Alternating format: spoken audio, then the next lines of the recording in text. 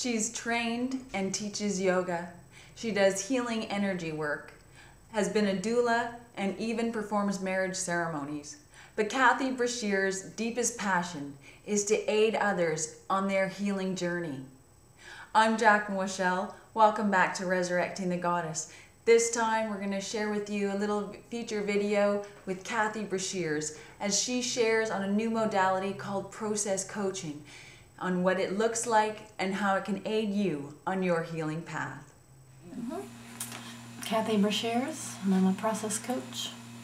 Here, we usually start by asking what's up, because we found that the emotional body isn't going to heal until it's ready. You can't force it. So whatever is up in your life is really what we work with, and that's how we start. So in a session we usually we have an hour and a half, and we do a little chit chat and find out what's going on in our lives. And as we're talking, what happens is certain statements come out that are pretty, actually surprisingly common, of beliefs that tend to be, we call them judgments.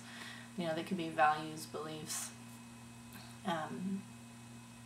that tend to lock things in place. And so we take some light notes about that as we listen, and as a person begins to talk more about what's up, the emotions start to come up, and then the comfort and discomfort reveals itself. So what we do is we try to help them be comfortable with what's up, and that is usually where the judgment release comes into play. And the judgment release is 4 statements that we use to get the mind to release something that the mind has decided. And it's usually in the first few years of life that we make decisions because of something that's happened in our life, and there's no good or bad about it. It's just, this is what happened, and this is the decision that was made. And it's awesome when the decision is something that's helpful, but when it doesn't help, then we can help release it. So the statements are like a retraining of the mind. We retrain the mind to stop that lockdown. And it's based on, putting it really simply, something that's not so simple, maybe it is, that a thought creates the reality. And so when you change the thought, what happens to the reality? You get to see it can be remade every moment. So you don't have to keep recreating the same thing over and over. So that's how we figure out what's going on, because the patterns that repeat, and usually what's up has happened many times. And most people will say, yeah, well, after they talk about it, yeah, I realized that this is a story I've been telling, for a while. Coming out of story is one of the things that we try to do. When we first meet someone, we spend a little more time talking about the story. But after we know someone, we don't even really need the story. So we actually talk to the feelings and find out a way for them to connect comfortably to the feelings. And so we'll say, when you're speaking of this, where do you feel it in your body? And some people have a hard time with that, and they don't know where they feel it.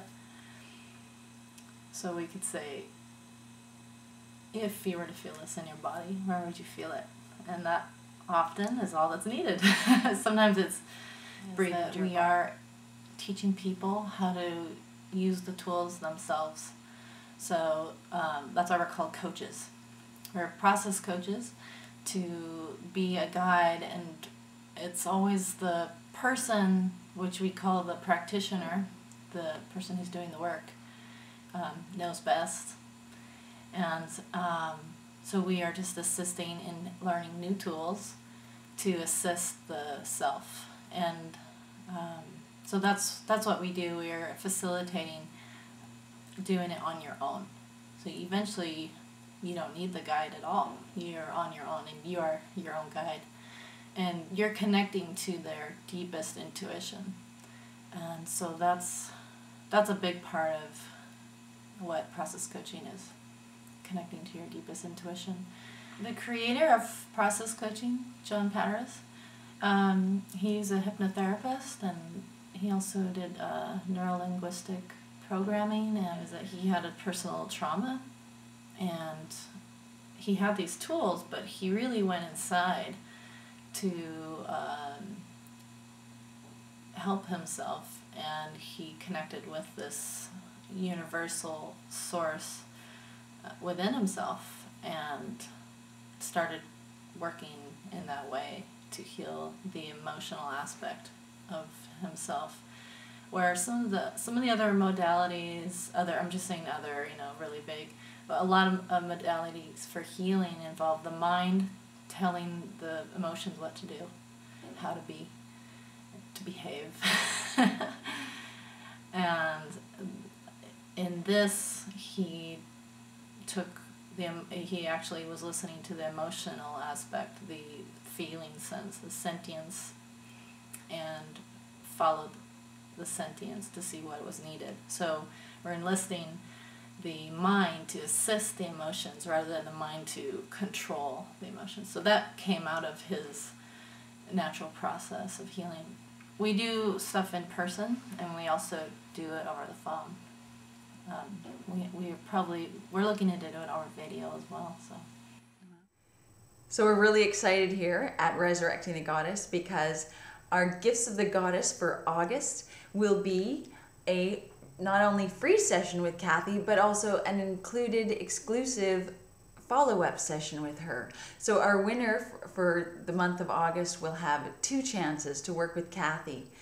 So get on over to the home site, sign up if you're not already a member. If you're already a member, you know what to do. Get your name in down under Gifts of the Goddess blog for Cathy Breshears free sessions, and we'll be drawing your name hopefully at the end of August. Watch for some of the upcoming changes at Resurrecting the Goddess. We've got some plans on the way for a new look and some new features. Thanks for watching, and we look forward to seeing you next time. I'm Jacqueline Wischel.